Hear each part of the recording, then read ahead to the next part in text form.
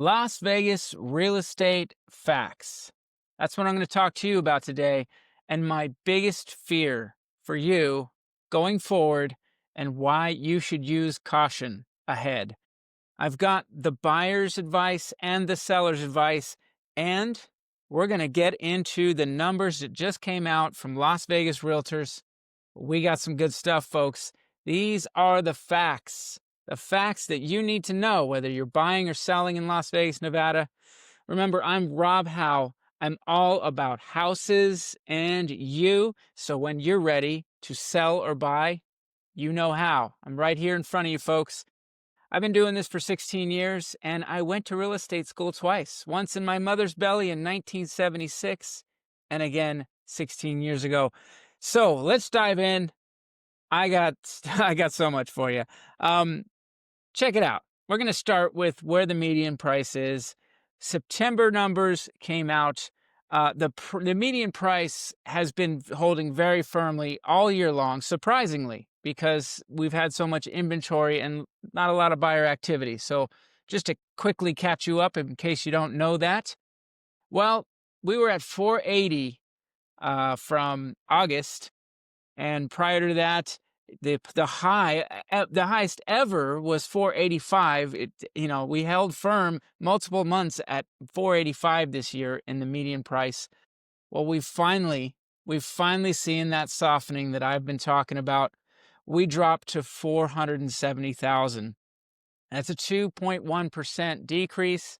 And one thing I want to point out here, which is crazy, when you look at the single family residence, because that's what we're talking about, single family homes selling at 470 for the median price. What are these new listings coming on at? What is the median price of new listings? This is wild, folks. It is 524,000, and that is up 4.8%. Okay. This is where we got to talk, sellers. We have to talk because, you're trying to still get the highest highs when clearly the market is telling you that things are changing. You got to be smart, okay? And there's still a lot of good out there if you want to get it. If you're a seller and you've got equity, you can still sell for a nice price. It's just about deciding what that means to you. Do you really need to sell? A lot of sellers, boy, I got to tell you, y'all just don't need to sell, huh? I think this is a cautionary tale. This is definitely where I would use caution. Now, there is some good news. I'm going to point it out. When I look at the 7-day average, okay, I look at this every week, and towards the end of last month, right now I'm filming in October, early October, towards the end of September, we had peaked at total on market 11,164 properties. I was thinking, here we go. If this keeps going up, I've said since the beginning of the year, I'd start to get worried, especially in more prime times that usually where we're going to see more activity. If we were to spike above, like, say, 11,500, maybe a little above that is where I would be concerned. Well, we were getting there, and for a second I was going, okay, here comes that number that I would start to show concern about. And we dropped off precipitously, actually, quite a bit since then. The last time I checked, 11,013. That's the number we're dealing with now in the 7-day average. That's what's total on market. One thing I will point out is that withdrawals and expireds have really been up. So a lot of sellers, traditionally, this time of year, as we get into the late in the year, sellers don't really like to be on the market. So right now I'm seeing that they're withdrawing and letting their contracts expire. Now, some of those might come back on fairly quickly, but a lot of them, and this is where I have some concern, okay? A lot of them are going to decide, let's wait till spring, okay? I'm going to talk more about that as we go along. It's usually not a bad idea to wait till spring, but what's going to be important this year? What's next year, spring? What's going to be important? I've got that for you. I'm going to get to it. Also, we had an uptick in sales, a slight uptick in sales and closings.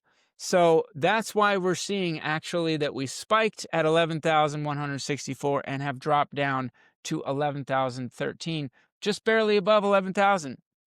Okay. In 2017, I've been saying this many of my videos. In 2017, that was the highest inventory we've had since right now. And you would not think that was a bad year in real estate at all.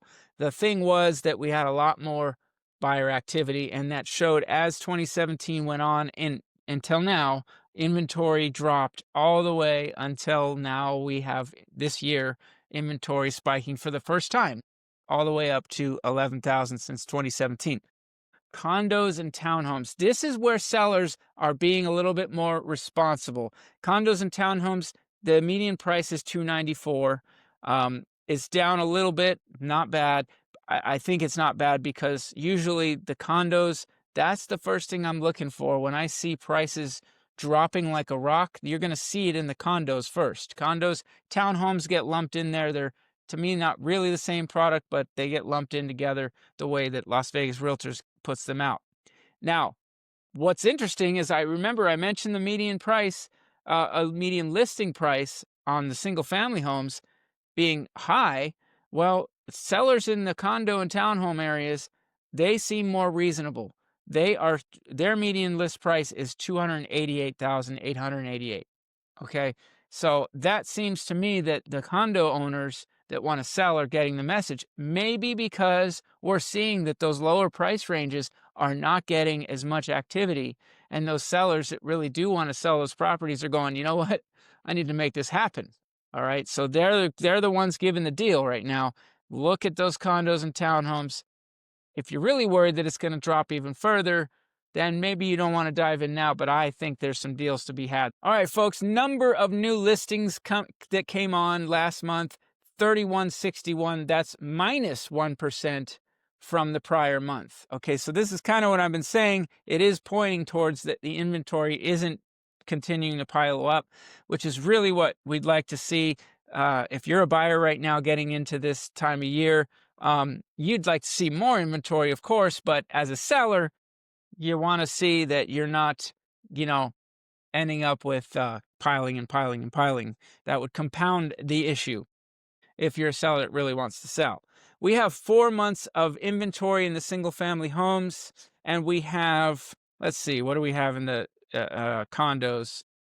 We have 5.4 months of inventory. Now, it's interesting because back, not that long ago, prior to COVID, we would say that 6 months of inventory meant a buyer's market, but we are clearly in more of a buyer's market right now. Now, sellers are holding the wall firm. They are holding strong. Many sellers are very stubborn right now. They just are saying, we're not going to sell unless we get what we're looking for. Um, Although I will say, let me just tell you that price decreases. These are the sellers that you buyers. Now, this is my advice to you. These are the sellers who want to sell. The price decreases. And on the 7-day average, there are nearly 1,200 of them. Okay. Those are the sellers you want to be putting your offers in with. If it's me, that's what I'm looking for. Of course, you always want the home you want. But if you can get the combined effect of having a seller that does this, that is willing to give you a deal, lower the price, and the home you want, well, there you go. That's the way it should be. Now, I did mention foreclosures. Foreclosures. This is something that a lot of people are just, they're hearing the news, tell them stuff. Look, I don't know. The news, they want headlines. I'm here to give you the facts. The fact is that across the country, foreclosures are still down 25% from 2019, pre-COVID levels. Down 25%.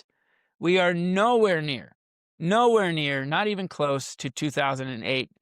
I think the reasoning for that is clear, that because people have equity and opportunity to not get foreclosed on. And what do I mean by that? They have equity in their home, so they could sell first.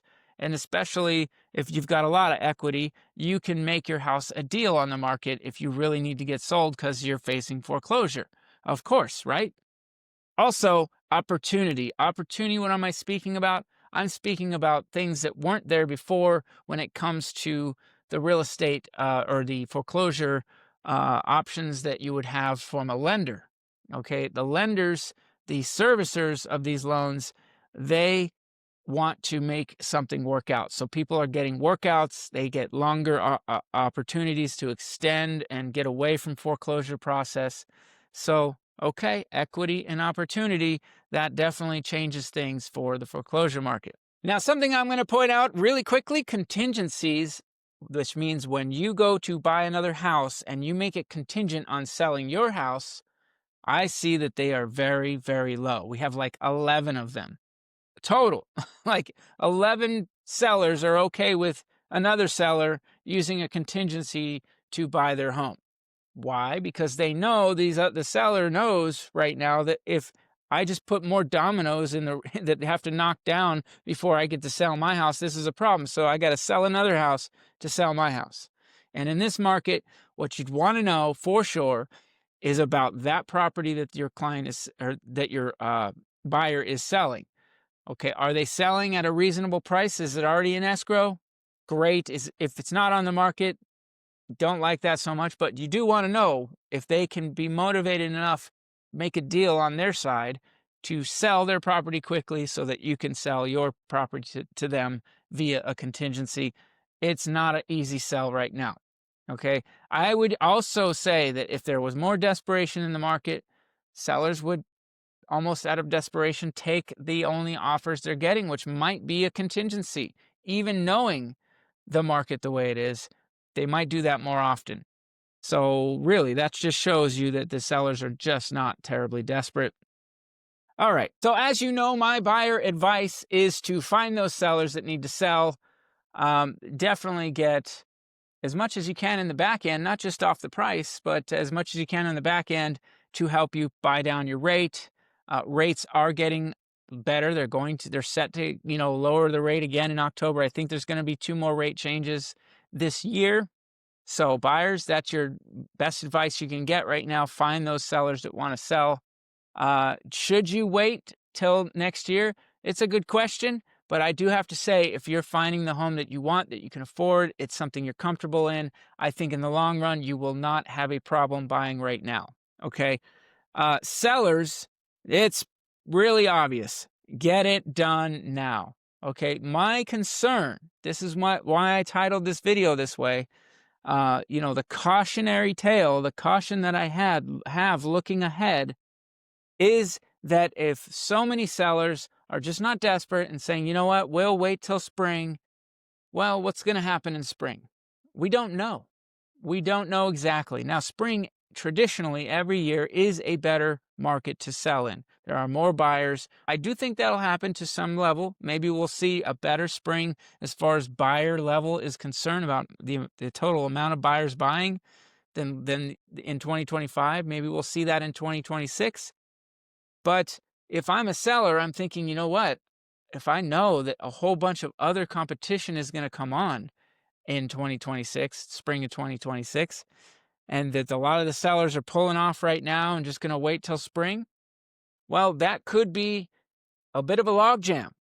Do I want to avoid that? And if I need to get it done now, then get it done now. Make your price change good enough to make it sell now. That's my advice. A lot of sellers are going to wait till spring. Now, even if you do wait till spring, I think you should be ready to price it right and price it to sell. If you go after the high numbers, if you're going after the last highest number in your neighborhood, that could be a major mistake.